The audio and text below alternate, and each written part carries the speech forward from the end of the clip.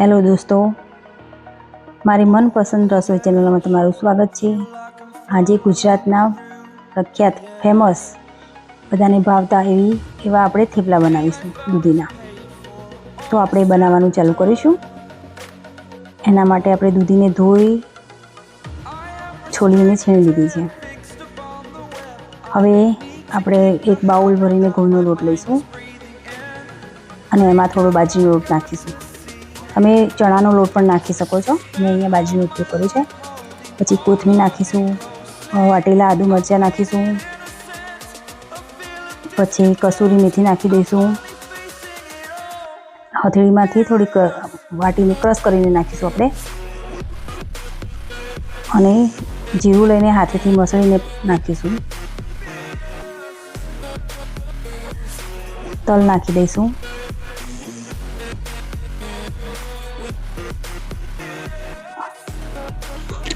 મીઠું નાખીશું, મરચું તમને જોઈતું હોય એટલા પ્રમાણમાં તમે નાખી શકો છો। તીખું જોઈએ એ પ્રમાણે નાખો। હળદર નાખીશું, ધાણા જીરું,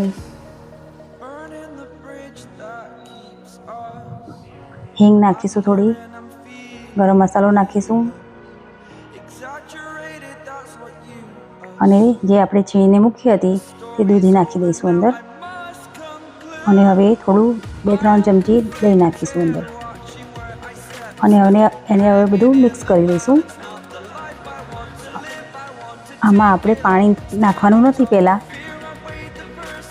આપણે દૂધીમાંથી પાણી છૂટશે, અને આપણે દહીંનો પણ ઉપયોગ કર્યો છે, એના માટે પાણી નાખ્યા વગર પહેલાં આપણે લોટ બાંધવાનો છે। બધું મિક્સ થયા પછી આપણે એમાં તેલ નાખી દઈશું। એમાં તેલ પણ વધારે નાખવાનું છે, 1-1.5 ચમચી જેટલું તેલ નાખીશું આપણે, અને બધું સરસ રીતે મિક્સ કરીને લોટ આપણે બાંધી લઈશું।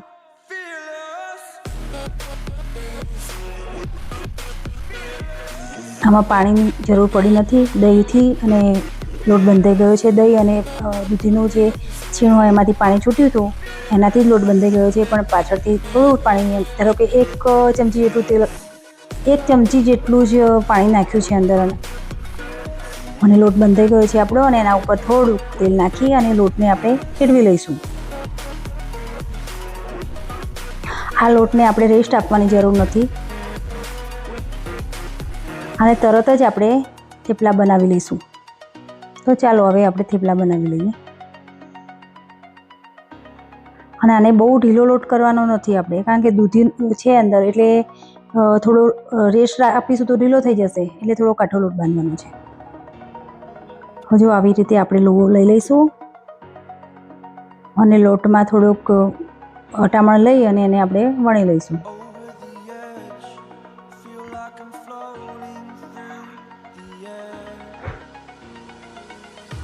આ થેપલાને આપણે જ્યારે પણ બહાર જઈએ ત્યારે એને નાસ્તા તરીકે સફરમાં લઈ જઈ શકીએ છીએ, અને આને હવે આપણે અઠવાડિયા સુધી રાખી પણ શકીએ છીએ।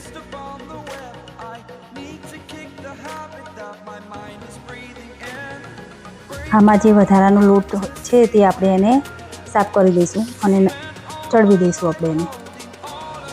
આમાં તવીનો જે ગેસની ફ્લેમ હોય છે એ ફાસ્ટ રાખવાની છે આપણે।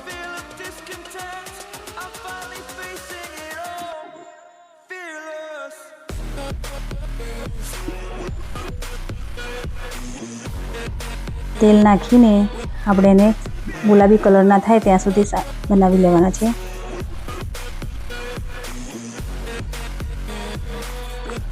તો તૈયાર છે આપણા આ ગુજરાતી થેપલા, અને એક પછી એક આપણે હવે બનાવી લેવાના છે।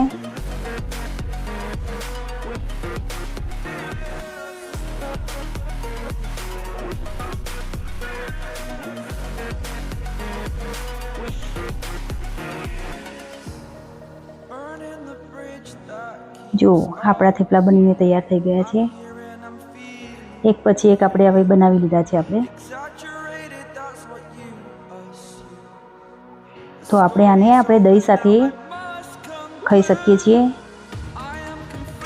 અને ચા સાથે, દૂધ સાથે પણ લઈ શકીએ છીએ, અને આ દહીંમાં આપણે થોડું મરચું અને મીઠું નાખીને ખાઈ શકીએ છીએ।